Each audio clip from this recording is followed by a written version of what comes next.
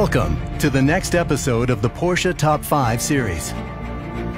Today, we'll travel through time with one of the most successful drivers of his era to present you the most iconic motorsport models.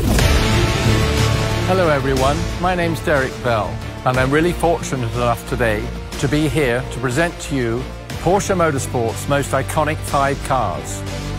We're going to begin here today with this one, car number 5.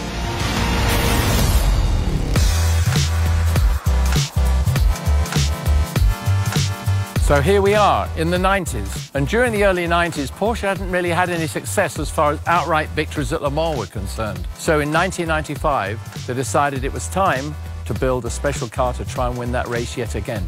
I mean, just look at this car, look at the aerodynamics on it. The whole car would balance better in the corners, and of course, aerodynamically, it made the body flow a lot better because it was longer and more sleek. Look at that beautiful rear wing and that clean air. The car was a 3.2-litre, twin turbo, twin camshaft, 4 valves per cylinder. The whole of this car was actually made of carbon fiber.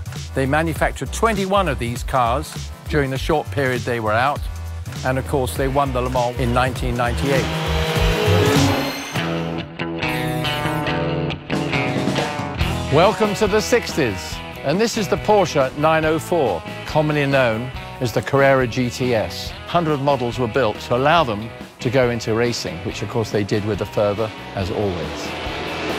What a stunning car. This little car here actually marked the beginning of a new era of Porsche motoring. This actual car was the personal car of Ferdinand Alexander Porsche. There were quite a lot of firsts with this actual car. It was the first time the word GTS ever appeared on a Porsche. It was also the first time that GFK was used, glass fiber construction.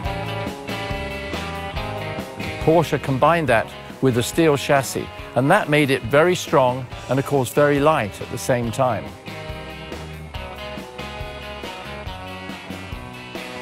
Well, look at this little package in here. Obviously the 6-cylinder engine, 180 horsepower, pushing around about 150, 160 miles an hour. Everything is so lightweight, but yet so strong, and it's obviously so durable.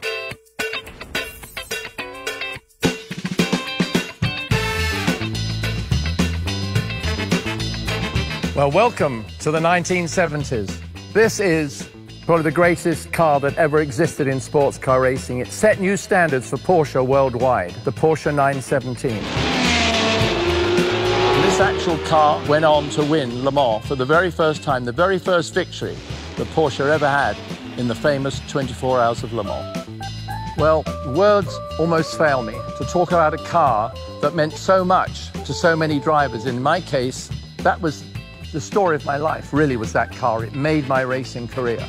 The 917, 4.9 litres, flat 12 air-cooled engine, nearly 500 horsepower, 800 kilograms. And at Mulsanne, going down that famous 6-kilometre straight, this car would do 340 kilometres. Very, very fast indeed, but the car was so stable. I remember vividly being at Le Mans after training, and Norbert Singer said to me, "So how many revs were you pulling on the Mulsanne straight?"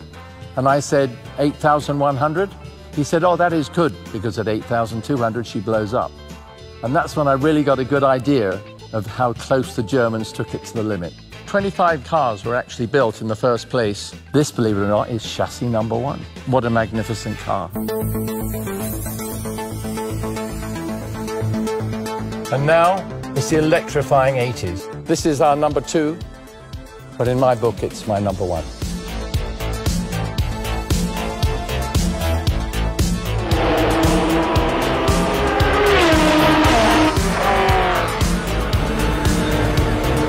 Well, here's our office.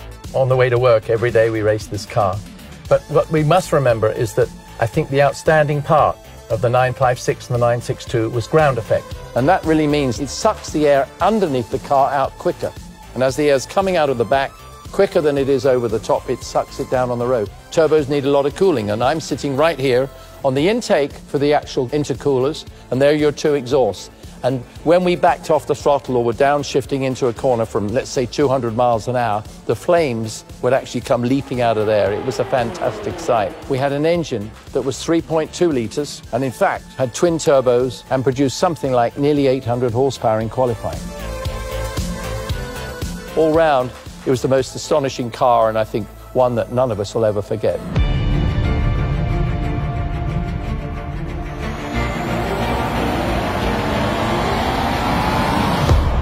This is the beginning. The very beginning of Porsche motorsport in the 1950s.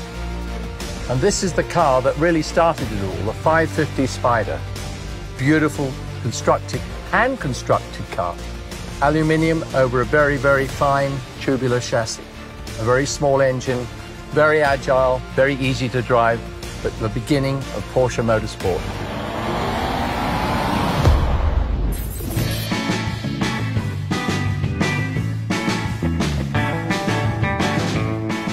Talking about simplicity, look at that dashboard, how simple, there's nothing on it. I mean, just two switches and a couple of dials, absolutely amazing.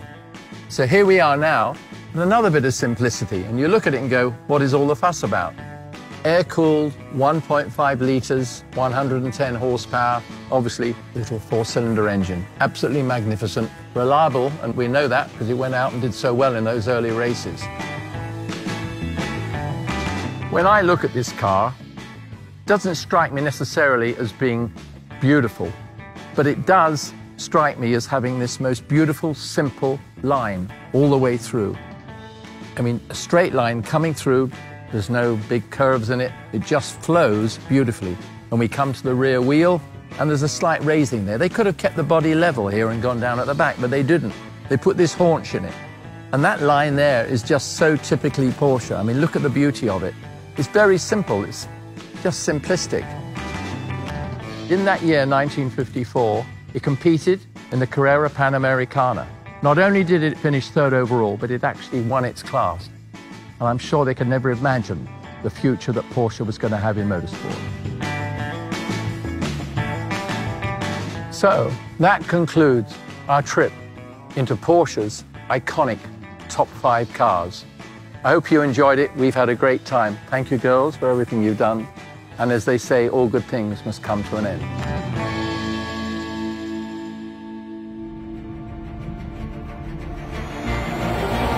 And for next week, zip up your jackets and take a second pair of wool socks. We will climb up the famous Großglockner in Austria to talk about featherweight Porsche models.